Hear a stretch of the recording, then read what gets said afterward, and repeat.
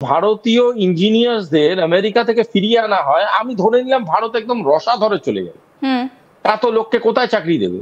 ভারত বিপদে পড়ে যাবে। আমেরিকা রিজনেবল ইঞ্জিনিয়ার্স ইমিডিয়েটলি ওই ভ্যালুতে তৈরি করে নিতে পারবে রাতারাতি? একদমই। এত বড় বড় অর্গানাইজেশন গুলো তাদের ব্যাকআপ তৈরি করে নিতে পারবে? আইটি ইন্ডাস্ট্রিতে এইসব মানে কি বলবো অলিক কল্পনার জিনিসপত্র কোনো মানে হয় না। এর মানে হচ্ছে এই গোটা ঘটনাটা হচ্ছে একটা থ্রেটের উপরে, যে আপনার সাথে আমার ঝগড়া লাগলো, আমি বললাম চারটা টেনে মাথায় ছুঁড়ে মারবো। এবারে বলে দিলাম, শুনতে হেভি লাগলো, কিন্তু যখন আমাকে চাঁচটা অ্যাকচুয়ালি টেনে নামিয়ে আপনার মাথায় ছুঁড়ে মারতে হবে, সেই গোটা প্রসেসটার প্র্যাকটিক্যাল অ্যাপ্লিকেশনটাই যখন আসবো, তখন তো আমি প্রচন্ড রকম সাফার করবো। আর এই সাফারটা যে ট্রাম্প করছেন সেটা বোঝা যাচ্ছে। ডোনাল্ড ট্রাম্পের একটা অদ্ভুত কথা আপনাদের সঙ্গে একটু শেয়ার করি। এই যে এতক্ষণ আপনারা শুনলেন, টুইট দেখলেন যেখানে নরেন্দ্র মোদীকে খুব ভালো বন্ধু বলছেন, আবার তিনি ইউরোপীয় ইউনিয়নকে গিয়ে খোঁচা মারছেন যে আরে ভারতের উপরে 100% শুল্ক চাপিয়ে দাও, মানে আমি করতে পারছি না, তুমি করো। কিন্তু এখানে ইউরোপীয় ইউনিয়নের তরফ থেকে যে রেসপন্সটা আসছে সেটা কিন্তু খুব একটা ঠিকঠাক আসছে না। কেন আসবে বলুন তো? আমরা যদি জার্মানির কথা ধরি, এই ইউরোপীয় ইউনিয়নে যে 27টা দেশ রয়েছে তার মধ্যে ইকোনমিক্যালি সবচেয়ে পাওয়ারফুল হচ্ছে জার্মানি। জার্মানির এই মুহূর্তে যদি আপনারা জিডিপি দেখেন, তাহলে সেই জিডিপিটা কিন্তু মাইনাসে চলে এসছে। কেন হচ্ছে? তার কারণ যখন এই রাশিয়া এবং ইউক্রেনের যুদ্ধ যখন চলছে, সেই সময় জার্মানির থেকে টাকা কিন্তু গিয়েছে ইউক্রেনে। এইবার জার্মানি বলছে যে আমি আমার দেশের লোকেদেরকেই খেতে দিতে পারবো না, আমি টাকাটা কোথা থেকে দেব?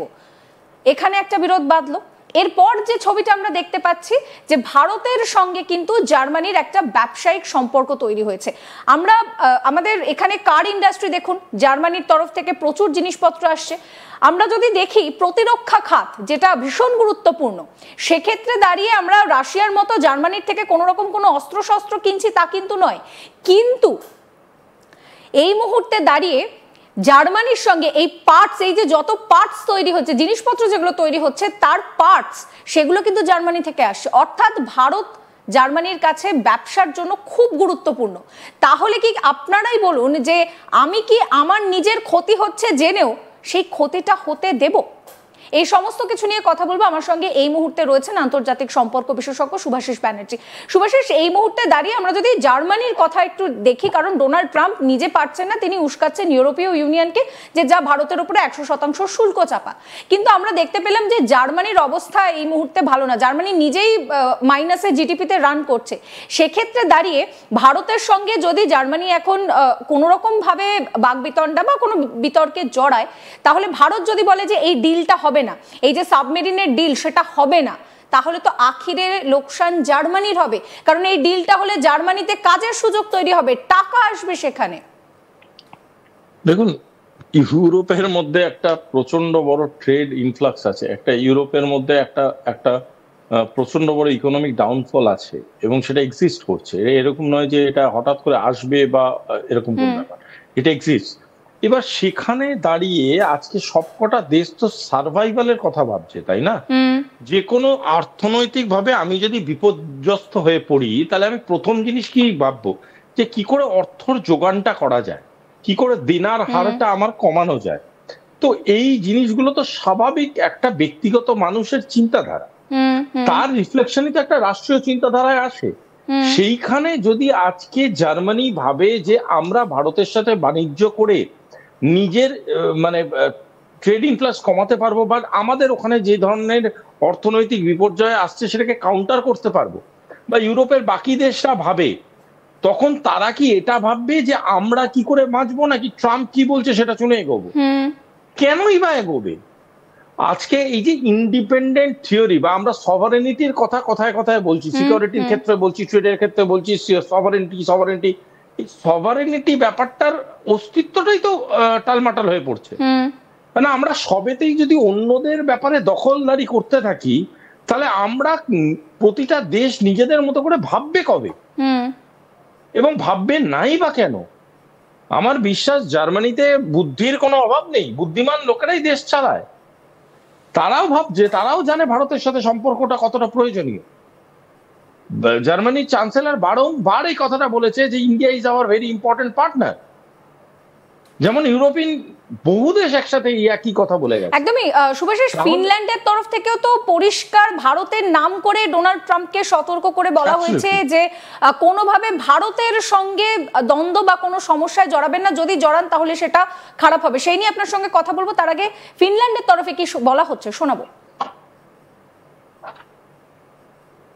What we saw with the Shanghai Cooperation Group is what we have been seeing in the sidelines for a longer time. There's an attempt to undermine the unity of the global West. And my message, not only to my European colleagues, but especially to the United States, is that if we don't drive a more cooperative or dignified foreign policy with especially the global South, the likes of India, we're going to lose this game. So I think this meeting in China on Sunday and Monday is a good reminder to all of us in the global West. What we saw with the Shanghai Shubhashis, global south বিশেষত India, এই শব্দবন্ধনীটাই কি ট্রাম্পকে সতর্ক হওয়ার জন্য যথেষ্ট নয়? নিশ্চয়ই, সেটা তো বটেই, কিন্তু মানে on a very straight note যে এটা তো যথেষ্ট জাস্টিফাইড, মানে এটা তো যথেষ্ট একটা মানে কি বলবো, একটা স্বাভাবিক সাধারণ লোক, আমি যদি থালা বেড়ে কাউকে খেতে দিই সেই লোকটা খাবে, এটাই তো স্বাভাবিক। সে এবার খাবার দাবার নিয়ে মাথায় ঢালবে, এটা তো হতে পারে না। যখন কেউ খাবার দাবার নিয়ে মাথায় ঢালে তাকে তো আমরা স্বাভাবিক বলতে পারি না। মানে এই অস্বাভাবিকতাটাই কিন্তু আমেরিকার ফিউচারের পক্ষে খুব ডেঞ্জারাস। আচ্ছা, আমাকে একটা কথা আমরা ডিসকাস করি, সেটা হলো আমরা আমেরিকাকে কি এরকম তো নয় যে গত মাস থেকে চিনছি। আমেরিকা আমাদের বিশ্বাসের আগেও বহুবার ভেঙেছে। আমেরিকার বহু প্রেসিডেন্ট তাদের মতো করে আমাদের সাথে বহু রকম ডিল করেছে, বহু রকম ভাবে আমরা চায়নার সাথেও ডিফারেন্স অফ ওপিনিয়নে ছিলাম, কিন্তু সেটা কোনোদিনই এরকম নয় যে সেটা ছাড়া আমরা মানে হাওয়া হয়ে গেছি, মানে মারা গেছি রীতিমতো, ভারতবর্ষ ধূলিসাৎ হয়ে গেছে। এরকম কি কোনো ঘটনা আছে? আমার তো মনে হয় না। আমরা তো এখনো বেঁচে আছি, এখনো অক্সিজেন নিচ্ছি, এখনো আমরা যথেষ্ট নিজেদের ইকোনমি, আমাদের সাউন্ড ইকোনমি, আমাদের গ্রোয়িং জিডিপি। কেন সেটা? তার কারণটা হচ্ছে আমরা কাউন্টার করব। আমরা কেন আমাদের দেশের রাইটস গুলোকে অন্যের হাতে তুলে দেব? এটা ফিনল্যান্ড যেটা বলছে, এটা পোল্যান্ড যেটা বলছে, everything is very justified. Shubhashis, সেক্ষেত্রে দাঁড়িয়ে এই মুহূর্তে দাঁড়িয়ে যেটা দেখা যাচ্ছে যে ইউরোপীয় ইউনিয়ন, এতদিন সবাই জানতো ন্যাটো, ইউরোপীয় ইউনিয়ন, IMF, এগুলোই হচ্ছে গুরুত্বপূর্ণ। এখন তো একটা বিকল্প খোঁজার চেষ্টা চলছে। আমরা যদি দেখি যে সেই বিকল্পটা, সেখানে কিন্তু দাঁড়িয়ে BRI, অর্থাৎ এই যে জায়গাটা অনেকটা বড় অংশ কিন্তু চলে যাচ্ছে, তাহলে তো একটা বিকল্প চলেই আসছে এখান থেকে।